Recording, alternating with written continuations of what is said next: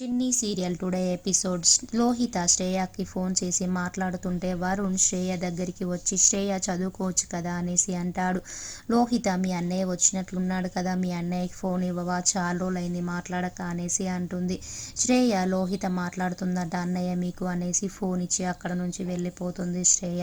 లోహిత వరుణ్తో నా గురించి నీ మనసులో ఫీలింగ్ ఏంటి వరుణ్ అనేసి అడుగుతుంది. వరుణ్ నువ్వు గుడ్ గర్ల్ అనేసి అంటాడు. ఫ్రెండ్షిప్కి మంచి వాల్యూ ఇస్తావు అనేసి అంటాడు. కాకపోతే నీకు కొంచెం కోపం ఉంటుంది అనేసి అంటాడు.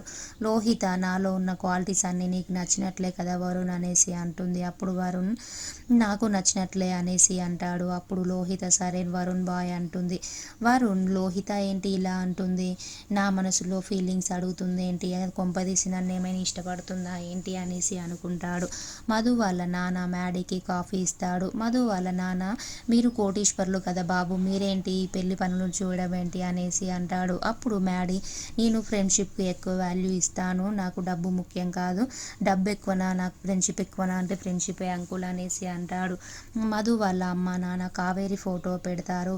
పెట్టి కావేరి నువ్వు మీ పాపని ఆశీర్వదించమ్మా, చిన్నిని ఆశీర్వదించు అనేసి అంటారు. అప్పుడు మధు అమ్మ నన్ను ఆశీర్వదించు, నాన్న ఎక్కడున్నాడో నాకు తెలిసేలా ఆశీర్వదించు అనేసి మధు కూడా ఆశీర్వాదం తీసుకుంటుంది. అలాగే రూప మధు వాళ్ళ నాన్న ఇద్దరు కలిసి అమ్మ నువ్వు వెళ్ళిపోతుంటే పెళ్లి చేసుకొని వెళ్ళిపోతే మాకు చాలా బాధగా ఉందనేసి వాళ్ళు కూడా బాధపడతారు.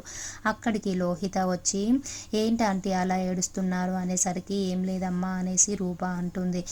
సడన్గా లోహిత కావేరి ఫోటో చూసి అత్త ఫోటో ఏంది ఇక్కడ ఉంది, అదే మ్యాడీ చూస్తే మధునే చిన్ని అని తెలిసిపోతుంది, ఇంకా కొంప మునిగినట్లే పెళ్ళి ఆగిపోతుంది, ఎలాగైనా మ్యాడీని ఇక్కడికి రాకుండా చేయాలి అనేసి అనుకుంటుంది.